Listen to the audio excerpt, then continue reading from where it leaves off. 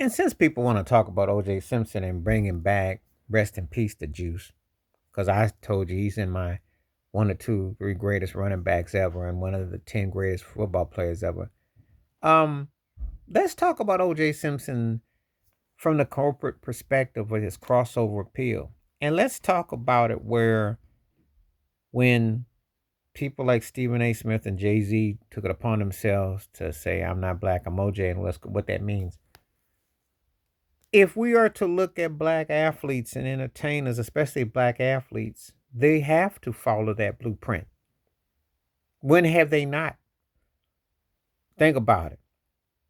Any top flight black athlete that is corporately endorsed has to be appealable to the point that they transcend their race. I make this not up. Now, you show me who blew up as a black athlete that wasn't seen almost as colorless and was crossover. Please do that didn't have that tied to them. Tiger Woods had it tied to him. Serena Williams' extent has had it tied to her because the appeal transcends. Kobe Bryant had it to him. Shaquille O'Neal had it tied to him. LeBron James has had it tied to him. I know some of y'all gonna come here and say, "Oh, LeBron's woke and he was deeper than OJ and all blah blah blah." He's got all those corporate endorsements. You work for Nike. You've been associated with one of the biggest plantations ever. They have a tie on you. Steph Curry too.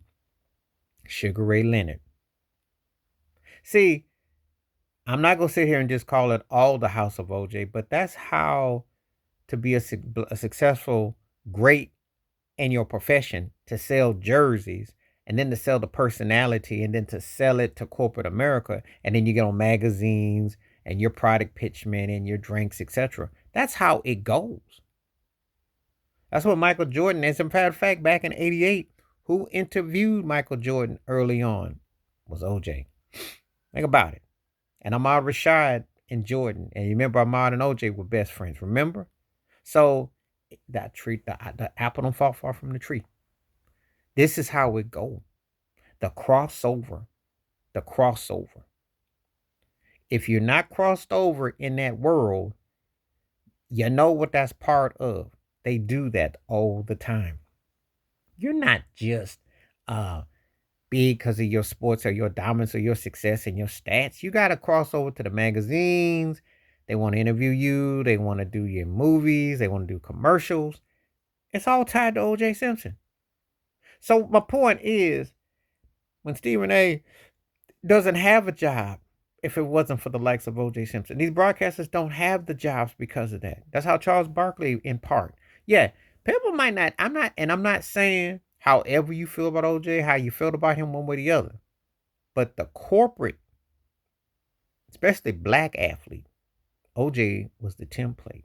You don't have no Sports Center, no ESPN, and all these other networks for not an OJ Simpson. From the crossover perspective, because whoever you consider the crossover top person of the said time and era, that was the standard.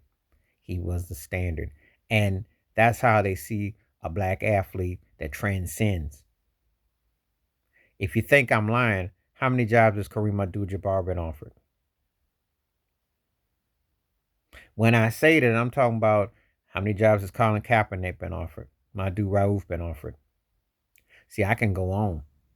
They view that because then everybody's in the same line. And it's almost like an unwritten rule and code.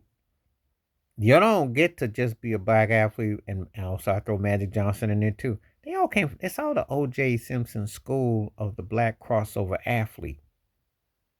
Because you could by and large pick apart almost all of it.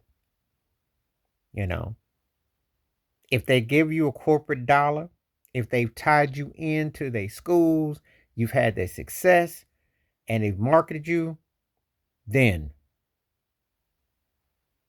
you're kissing the same ring. So can no, I guess what I'm gonna say is this: Stephen A. Smith and all that black athletes pretty much they covered who crossed over and had big time success. I'm talking about, you know what I mean by big time. They're from the O.J. Simpson school. That's how they want to program it. If you choose to be the Negro that they don't have that dollar and amount for, You get treated to the Larry Holmes, Barry Bonds, Shakira Richardson, Angel Reese School, and I can name others. They don't get the same. Kareem knows about it. You know the black athletes, the Albert Bell School, where you don't get MVPs or you don't get no acknowledgement. They just kind of find a way to phase you out because you won't, you know. And it's a known fact. It's just like that in all forms of entertainment. There was two ways to go about it. And if you were anointed and appointed, you know what he represents. And that take nothing away from OJ because he earned that.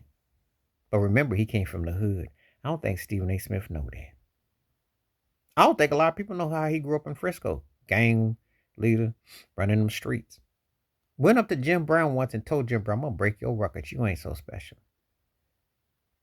Now, but anyway, that's the game within the game. That's why these ESPN plantations, Fox Sports plantations, all these stuff, they exist.